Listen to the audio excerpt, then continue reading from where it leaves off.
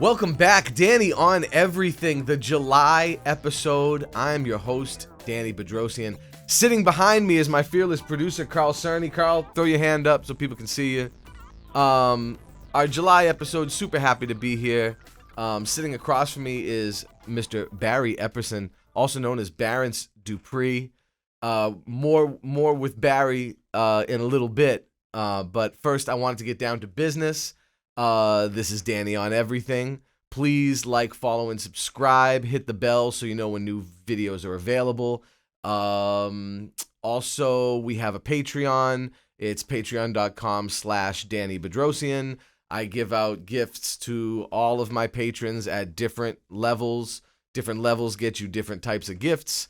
It's subscription based. All kinds of great content, my music, my comics, my books. If you like what I do, it's probably the best way to get my content because you're getting it going backwards chronologically from the newest stuff going all the way back to my earlier stuff. So it's a really fantastic platform and way for people to get to know my music or for my diehards to get everything that I've made. In addition, we're doing a new YouTube show as well with George Clinton called the Bump by Bump Rundown. I highly recommend you guys check those out. We're already into our third episode, and you can also sponsor George on his Patreon. It's patreon.com/George Clinton P-Funk. All kinds of great shows and things coming up. I want to start with Danny Bedrosian and Secret Army. We're playing at the Inglewood Lounge in Nashville, Tennessee on Sunday, August 11th, and possibly there will be some other gigs coming up as well around that time. More info on that later. In addition, September 14th, we'll be playing at the Bank of New Hampshire stage in Concord, New Hampshire. And in December, there will be a little mini tour back in New England and New York again. More info on that to be announced. In addition, there are George Clinton and Parliament Funkadelic dates coming up. We will be in Welch, Minnesota on September 13th.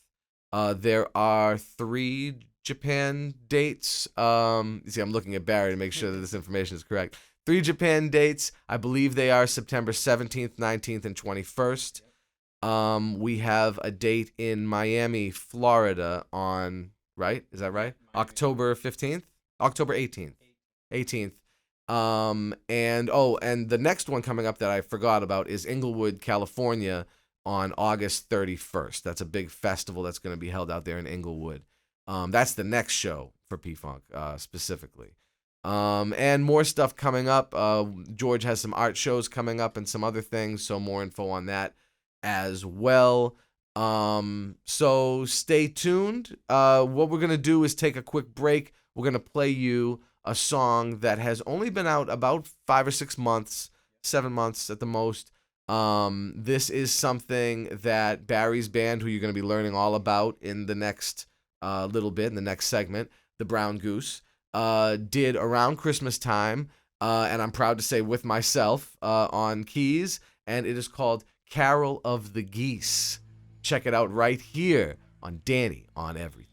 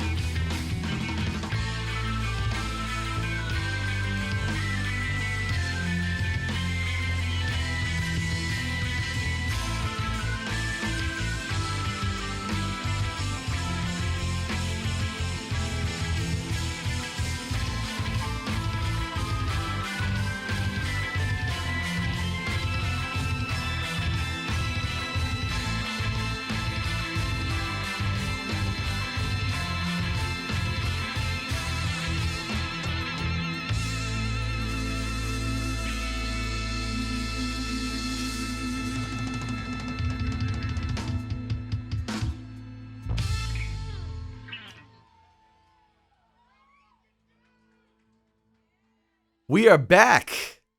Carol of the Geese, the Brown Goose, featuring myself, yours truly, Danny Bedrosian.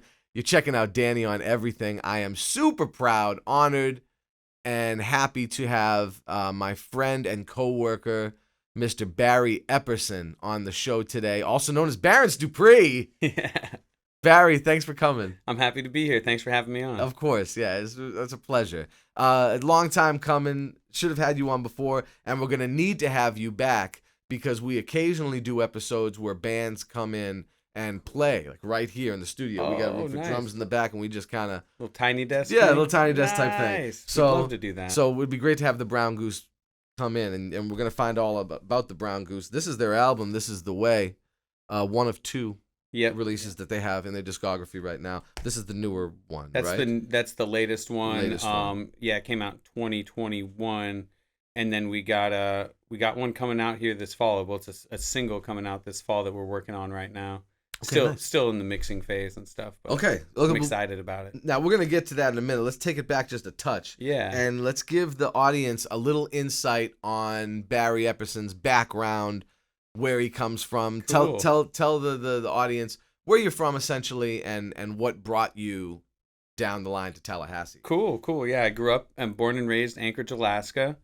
Second generation. My mom was born there, and her parents moved up when they were in high school separately, and then just met in high school. Where were they from? My grandpa was from kind of like all over, but mostly like the Northwest region. Like, so my grandma was like Ohio, Oregon, Washington. My grandpa, Washington, Wyoming, mostly those two places, and then they moved up like during just like right between World War II and the Korean War. Okay.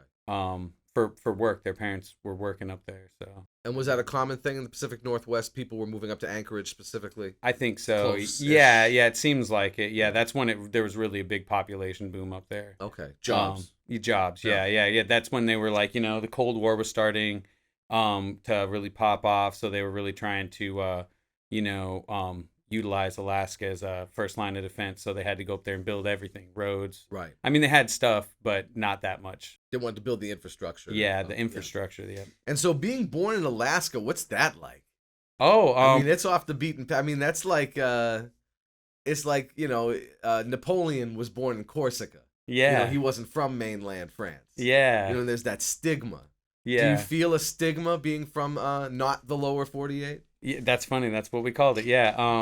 All everything down here, the lower 48, and then Hawaii was its own thing. But right. I mean, I never really thought of it as anything different till I like visited other places. But it was normal to me, like the summertime with the very late nights. The sun doesn't go down till it doesn't really get dark till about midnight, 12:30 this time of year, and then the sun's coming back up. By 4 the sun's up. Right, and then in the summertime. Well, that's the summertime. The wintertime, right. It's the opposite. Sun's not coming until like almost 11. Right. It's dark by 4 p.m. That one I'd have a lot of trouble with. Yeah. I've done the other way around in Scandinavia and in St. Petersburg, Russia. White nights they call it over there. Okay. And Denmark, Norway, Sweden, Finland. Yeah. But the other way around, the winter style, I don't know if I could do that. It seems like when I grew up, I always associated it with like Christmas time and Christmas break. So when it's really dark out early, it gives me this like almost like nostalgic feeling. Yeah, nostalgic feeling. That's when you're, going out skiing, playing hockey outside, and right after school, it's already dark. The lights come on, and you're skating under the lights. And this was stuff you loved. I loved it. So what brings you to Florida? So right after high school, I came down to visit Tallahassee. My stepdad, he grew up down here, so his family was down here, and it was just like, there's a big music scene at first, or pretty big for a small town. Yeah. And the band Creed had just become like super huge, one of the biggest bands in the world at the time. And I got word that they came out of Tallahassee, and so I was like, oh, this is like a perfect storm. I'm going to go to school in Tallahassee and then make it big out of Tallahassee. And it took me a while to actually go to school, but that's how I got here. Then eventually went to Florida State and graduated and then started working for George right after that. Pretty much I was already kind of interning a little Yeah. bit. But you were already playing music when you would come down from Alaska. You were already Yeah. playing. So what got you, when did you get bit by the music bug? Oh man. So when I was some of the earliest things I can remember, like being around like 8 years old, my stepdad played acoustic guitar in the house all the time, and I'm not exactly sure what I can't pinpoint the exact like thing that it was, but his sister would come over and she'd sing. She's a great singer. Nice. And then they just get me to sing with them, and Okay. then so I just really liked that. Then they got me a little guitar, and I didn't learn how to play it right away. I thought I knew how to play it, and so I'd go to my little daycare and teach these kids how to play these songs. Completely wrong lyrics, not knowing how to play guitar, and started. That's when I started my first band. We were called Okay. Kids on the Loose. Eight Okay. or 9 years old, I think. Nice. Over summer break, and then that's when I really started getting into it, and And guitar is the first instrument. I'd say singing is the first instrument, Right, yeah, gotcha. but the first one you hold was Yeah. definitely guitar. Okay. And then, so I kind of just sang, just kind of by myself in the shower, in the car, and then with them, around the campfire in the living room or whatever. And then I was also in band. I played the clarinet. Nice. So actually, like I'd say the first instrument that I ever played was I was in a bell choir. The That's where I learned. bells. Yeah. So So I did learned you how play to. like the bass bells or No, I played. So they were handbells, right? Yeah. And But the handbells yeah. go like from the big ones all the way down Yeah. up to the little ones. So I played middle, Mm. E, and F, Mm. and then Did you sometimes have F to sharp hold and two E at a flat. time? Yep, two at a Yeah, time. that's hard. Yeah. Yeah. And it's a timing thing, and It is, that was yeah. my first really foray into music, besides like the recorder and stuff like that. Right. And then next it was the clarinet, which I kind of picked up pretty.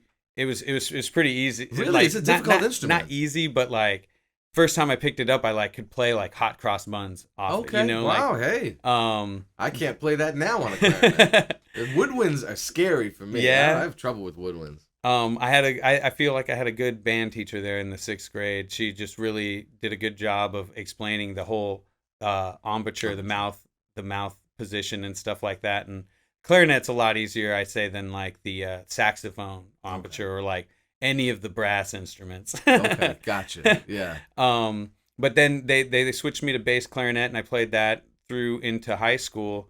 And then the choir teacher got a hold of me, and they were desperate for male singers in choir, and so she convinced me to come sing in choir. She convinced me that I could sing, Right. and I was like, I don't really do it in front of people. And she was like, well, just come in here, and she hit some middle C. She's like, sing this note. I could sing it. And she hit some, just some random notes. She's like, you can match pitch. You're good enough to be in choir. That's right. And so I started there, and then that's when I kind of started in high school picking up the guitar, because it was like, everybody's around, and a couple other dudes could play guitar, and then I was like, oh, I can play guitar, and then they gave me the guitar, so I went home, was like, kept stealing my stepdad's guitar out of his room and just like trying to figure out how to play some stuff. And so I think the first thing I really learned how to play was either the intro to the song Roundabout by Yes, the little acoustic guitar with the harmonics, and then part of Dueling Banjos.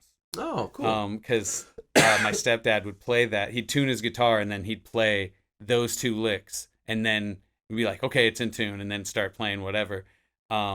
So those were like the first two things. And I thought I had convinced myself that that's what a Spanish guitar was. I see. And so I told people, oh, yeah, I know some Spanish guitar. I can play Spanish guitar. That's amazing. And looking back on it, it's kind of goofy. But so how old are you at that point? I was 15. Okay. Yeah, 15 at that point. So are you finding yourself in bands in early high school? You playing in like bands officially yet besides within the program? I think 16, when I was 16, the first time that I started a band. What kind of band was that? It was like a rock band, grunge rock band. And like I thought that we were gonna sound like the Stone Temple Pilots or something, Okay. or Alice in Chains. That was guitar and lead vocals? Yeah, Yeah. I played guitar and lead Cool. vocals. I wasn't really that good at guitar yet though, Okay. but I could play chords, Yeah. And then my buddy that I'd grown up with, we were like 5 years old. He played the drums, Okay. and he'd always played drums in band and school band. So like I'd been with him. We'd been playing together for quite a long time. But I was on clarinet obviously. But but then he did, and then we got a couple other dudes that joined, and then I just became the singer for a little while and didn't play guitar, and that was kind of cool, and it worked out. We did some like Silverchair songs. We were in like little battle of the bands at the school and stuff, and then that kind of melded into this other band that was some kids from another high school. So then I'm kind of spreading out in town a little bit, and at first, like, it was like I was just the hangout guy, Okay. because I was there with my buddy who played drums, and they knew I could sing. They had a singer that their bass player was the singer, and he was in choir with me. He wasn't super great at singing, but he was an amazing bass player though. Okay. But so it took him a while to kind of be like work me in there, and then it was always kind of like a little bit of a controversy. So like right around the end of high school, that's the band that I was in. And then I got the opportunity to move to Florida, and I was kind of like, I'm just going to start a band in Florida, So you did. Yep. And it wasn't the Brown Goose. It wasn't the Brown Goose, no. So who was it? It was a band called Edensville. Edensville. And we started in August of '01, I'd say. You could say that's when we came up with the name. Wow. And me and my buddy Ryan Schmeek, who actually met at a Taco Bell drive-thru, he asked about the bass in the back of the car, and I was like, the dude that was driving, I was like, get his number. He's asking about band equipment. He probably knows how to play. And he actually was the first drummer in Edensville, but became like the prolific lead guitar player. That was his first instrument, was guitar. Yeah. And the screamer guy. He taught me how to scream. So. Okay, cool. So that's where I ended up getting that from. But Nice. and yeah, we played in Tallahassee and the region for about 13 years before. Yeah, long time. Yeah. And actually it was like really crazy. Yeah, we went through many members, but it was me and Ryan, pretty much the whole time. And then we'd been practicing at George's studio, because by that time I'd been working for George, and he let us practice there, and that was cool. And we played his birthday party. Yeah. And the guy who owns the Moon over there, Scott Carswell, called me because I had to help set up the party and everything like that. Mm-hmm. And so I dealt with him, and he called me. And he's like, "Who was the white dude playing guitar, with the long hair?" And I was like, "Oh, that was my band." He's like, "That was you?" He's like, "I thought you were a black dude this whole time." Because he hadn't met me face to face at that point. He just assumed since I was working for George. Uh-huh. But then he was like, "I'm gonna talk to George about you." So the next day, George comes in and is like, "Hey, Scott really likes you guys. I think I want you guys to cover one of my songs." And so he's like, "Can you guys learn I Want to Testify?" And I was like through, to the moon myself. And then two of the guys quit my band right then because they, quote, said they don't want to sell out. Oh, wow. I was like, it's not selling out if George Clinton asks you to cover one of his songs. That's definitely not selling out. But, it's, everything's a blessing in disguise. That's and, right. It leads you on to the next possible plateau exactly that you're doing. So did the band stay together at that point? Not really. Like I kind of played I played a couple more shows with some kind of fill-in guys, Mm-hmm. but that was about the time I started transitioning into the Brown Goose, because right. Edensville and the Brown Goose had played shows together like for about a year. We'd played a bunch of shows in Tallahassee, and they were really fun. I really liked the guys, and they actually had two singers. There's Mike Ingram, and then there was this guy Dallas Bolin. So they did the dual singer thing. And Dallas was more of a country guy, and he wanted to leave and do his own solo country thing. Mm-hmm. Right around the same time, Edensville started falling apart. So Mike was like, "Yeah, we should combine forces." Right. And so we did that. That was about 2013 is when, August of 2013 is about when I started. I think I played my first show with them right at the beginning of October, maybe, of 2013. And then the rest is history after that. They've been going ever since. Yep. And it's a great band, and that band itself, a lot of times bands come together due to the happenstance of, or the serendipitous nature of their bands themselves falling apart, right? Yeah. Yep. So you had Edensville and Brown Goose both in need of fill in the blank. Yep. Different things though. Different and things. Able to match what they needed with each other. Yep. And came together and became the Brown Goose that we know of. Well, eventually. The Brown Goose that we would eventually know of today, because even then, there would be more personnel shakeups here and there. Yeah. And a couple different keyboard players. Yep. Couple different drummers. Several different Several bass players. Yeah. Including yourself. Yep. And we should point out, you flipped over to bass 3 years ago? 2 years ago? 2018. Oh, it was more than longer than I thought. It's Okay. like 6 years really? now almost. In the band? Yeah. Oh. Yeah, it was I like... would have said like 3 years. Okay. Yeah. But then COVID was kind of COVID was like, I think that's the longest I ever went without playing a show. It was like, I think it was like 93 days. Right.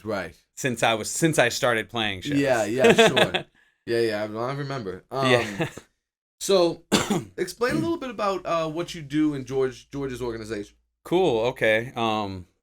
Everybody better like just sit down and take a break. It's gonna take a minute. No. I started out. I'll just start from the beginning. I started out as an intern in a studio, working under the guy who was running it.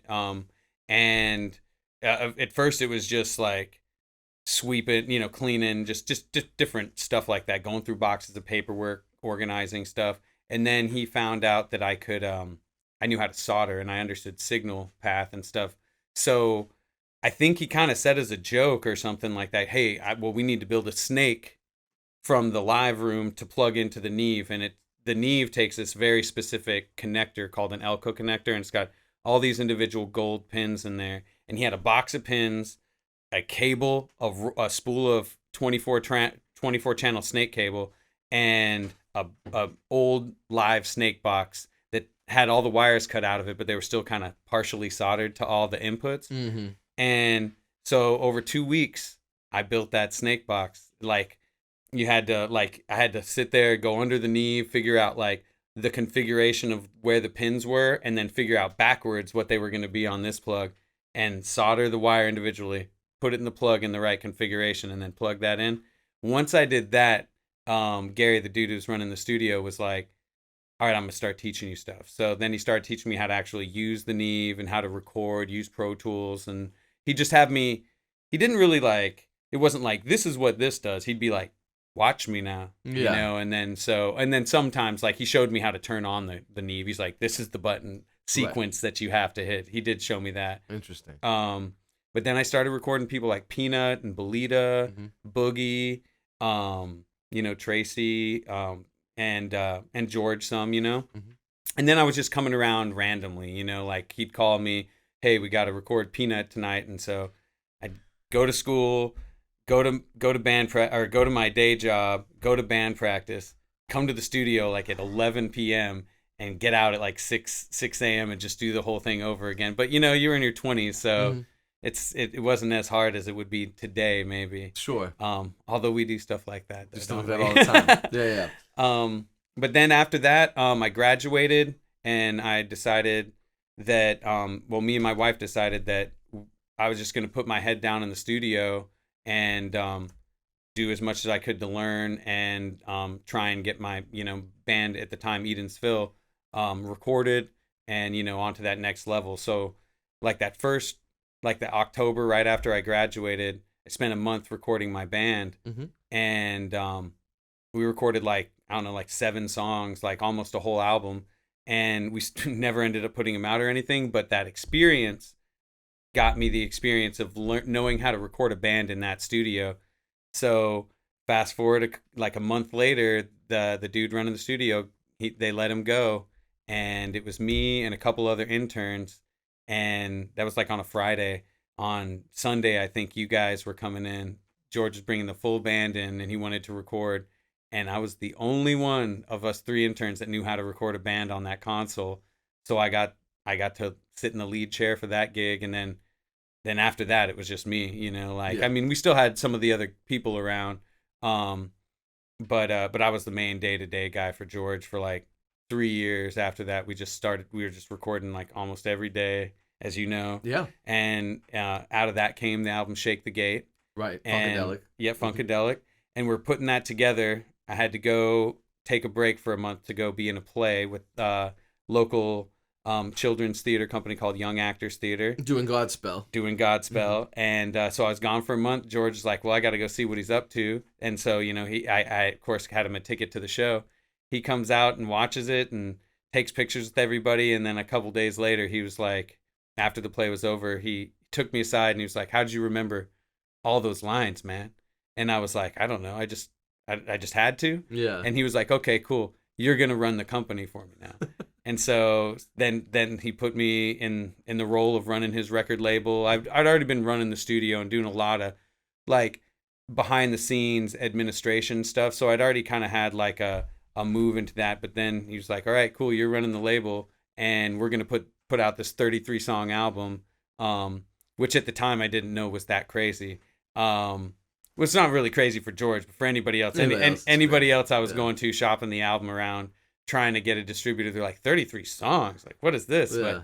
But I finally found some people that kind of helped point me in the right directions, and they really, liked that. I was working for George, that I was, a young man just really trying to go get it, and just, not adverse to trying new things, because I didn't know any better one way or the other anyway. Yeah. So then we put out the album, and I've just been doing it since then. And we eventually got a guy to run the day to day at the studio, Ricky Tan, as you know, who we interviewed on here. Oh, did you? And who actually talked about his beginnings, very similar to yours. We talked about the sweeping up. Yeah.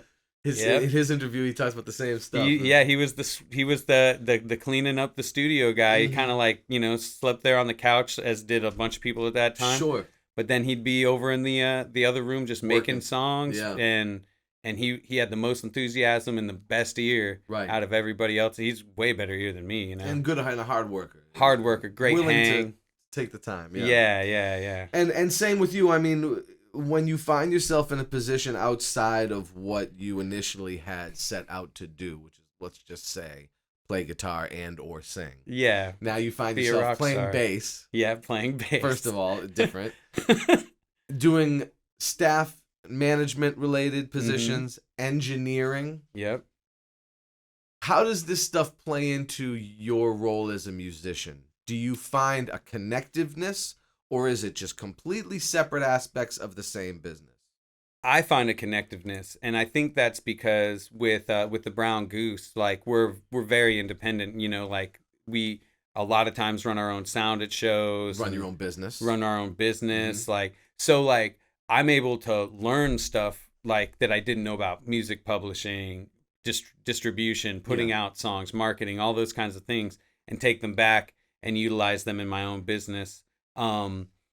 It doesn't always like go 1-to-1, because obviously the levels of where P-Funk is compared to the levels of where the Brown Goose is, but it's informative. But it's informing your position and your movement, especially like on a trajectory sense, because like at that point, like, oh, that's where we need to head, like before, like when you're just in a band and you don't have that experience, you're like, I want to be famous or something, and you have zero idea of the middle ground between here and famous. Like I have a much better idea of that now, and so it's also it enables me to be more chill about it. Like it's like, okay, I know, we got to cover these particular steps before we're even at that level, and then sometimes you get lost and you think you're way bigger than you are.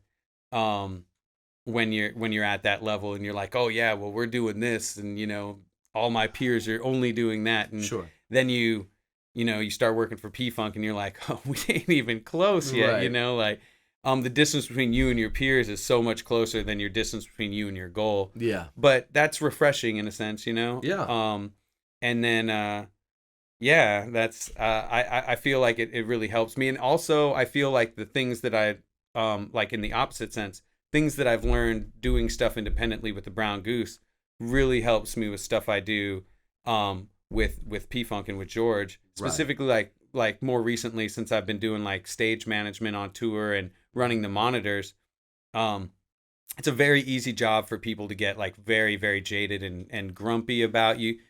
There's always the stereotype about the grumpy sound man, especially the monitor guy. Mm-hmm. But I do get comments from house guys all the time. They're like, "You're way too chill to be a monitor guy." It's like, because I feel like I understand what it's like to be the performer and to need something from the monitor guy, and the need to just feel super comfortable so you don't have to think about anything. You're not sitting there going, man, that dude's vocal is just way loud in my monitor, and it's just so it's fine until he starts singing, all that kind of stuff. You take that out of the equation, and then you can just be up there having a good time playing the music, like, and that's what it's about. It's funny when you bring, because I was gonna bring that up, that in the last couple of tours you've been coming out on the road with us and doing stage management and monitors.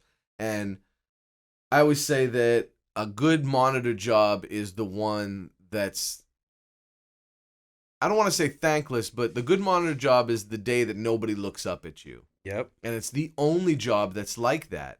Yeah. Every other job, you want your boss to look at you, you want your boss to notice you. Monitors, you want everybody to not notice you, because that means you're doing it right. Yep. Because if they're not noticing, they don't need anything. They don't need anything, there's nothing wrong. Exactly. It's the one job, at least in our business, where, oh, I must have had a really good night. I didn't look up at you once. Yeah. You can't say that about any other job. Like, there's no other job like that. But yeah, wearing many hats. Yeah. And finding where it fits into your the scheme of things, the vast scheme of things. Absolutely. What is next for the Brown Goose? What's next for Barry Epperson? What do you see in the near future? Well, in the near future, like the Brown Goose, we got some shows. We've been playing a little less shows this year, kind of taking a step back and like retooling some stuff. We've been in the studio some, but we got a song that we worked on. We were cutting it here in town at a studio called Gasoline Alley. Yeah. And so we cut the song there. That was back in February. They're kind of trying to work with us on doing some bigger things than we've been able to do by ourselves. Like try to hook us up with some development kind of management type of companies, and so they recorded the song, and now we're in the mixing phase. Still a little, like, I guess, a little post production as well. Just moving some stuff around, but we had a really awesome experience. Got to go in there and with an idea of a song, cut it like really quickly, kind of with everybody, and then go back in and listen to it, and then retool it, and then make some adjustments, and then go back in there and play it with the adjustments. And then we did that a few times until we completely changed some parts of the arrangement of the song. But we're doing it, and then instead of just moving it around in the in the software and Pro Tools or whatever, we were actually going back out there and just recutting it again. Like, Right. Everything's still hooked up, until we got it to where we kind of liked it. Then we went back through and recorded everything, overdubbed everything one by one, like redid all the drums so they were super cohesive, and then the guitars and the vocals and stuff like that. And it's really cool. It's a neat song about, it's kind of like maybe a little bit late, but I don't know if you can really go too late with the subject matter. But it's kind of like how we, like, during COVID, we all, no matter who you were, it touched you. Like we all went through it together. And that's a powerful sentiment. Like that, especially nowadays. Like there's so much division and everything like that. But like even in something so crazy and divided as COVID, we still all went through it together. Yeah. So that's what the song's about. That's awesome. It's pretty cool. And we got some touring coming up this fall. We're gonna do a little Midwest thing into Indianapolis. Nice. And that's what we're working on right now. And then with myself, still working for George. Yep. Getting a tour with you guys. Getting all this experience, all this wonderful and wonderfully exhausting travel, all over the place. I can't wait to go to Japan. Yeah, it's gonna be fun. That's gonna be cool. I've never been. It's a great time. And it's gonna be really cool to go, and then to go with people who've been like a number of times. Yeah, because you can experience the things that they probably like the best and get those experiences. It's always good to go with somebody who knows their stuff. Yeah, I agree. It helps. Because otherwise you're just wandering aimlessly, going like, I wonder what I should do. I wonder what I should do. Yeah, should I walk in here? I don't know. Yeah. Drop your socials and where people can hear the Brown Goose and some of that stuff. But so, your personal ones too. So yeah, the socials are like my personal one is at Barrence Dupree. That's BARRENCDUPREE. That's Instagram. And then the Brown Goose, it's at the Brown Goose Instagram. It's also, also both are on Facebook. You can Google the same things, and they'll come up on Facebook. The Brown Goose music can be found pretty much everywhere you find music digitally, online, Spotify at the Brown Goose, Apple Music, same at the Brown Goose, Tidal, Deezer, all of them, YouTube. And then you can find the CD at like Walmart.com and some other record stores online if you just Google the Brown Goose, This Is the Way. And this is the album, This Is the Way. We're actually going to hear Running the Streets from this album, which I'm really proud to say that I get to occasionally sit in with the Brown Goose and play with them. And this is one of the ones that I've played with them out of their originals. Sounds awesome when you play it. And I'm proud to have played. I love the song. And I love this whole record, actually. It's a great album. Thank you. And so we're about to hear Running the Streets by the Brown Goose. You are experiencing Danny on Everything.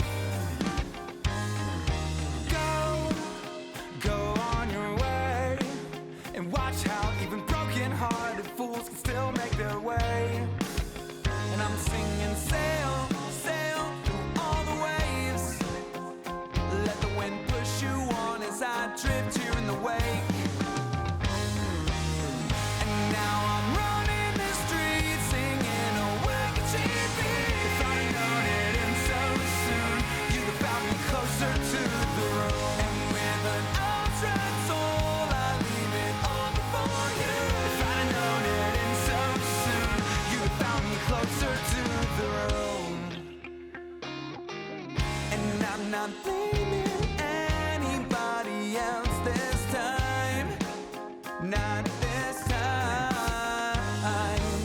And I'll see it's me and I'll right my wrongs, keep strong, keep up and keep singing. Won't sit and wait for the day you come back running. Oh, and I don't even know how I can say this another way, but I know that maybe I'll sink there soon.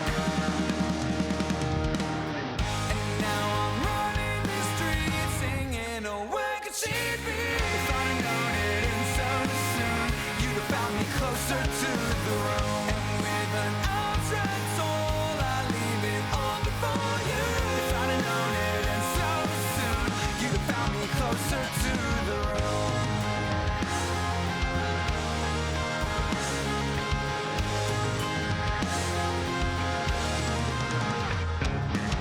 As long as you and I are right hooks falling to grow, I know that someday my last name would read on the headstone of your grave. And now down and out, I know it don't wear well on your soul. You know it don't take shaking hands and tired eyes to feel that alone. And now I hope that you'd be proud of all these things I've done, and maybe who I've become. But I'm not gonna jump the gun, and I'll finally live on up to all that you say I can. But I'm still the same man, just a few more miles on my hands. And now I hope that you'd be proud of all these things I've done, and maybe who I've become. But I'm not gonna jump the gun, and I'll finally live on up to all that you say I can. But I'm still the same man, just a few more miles on my hands.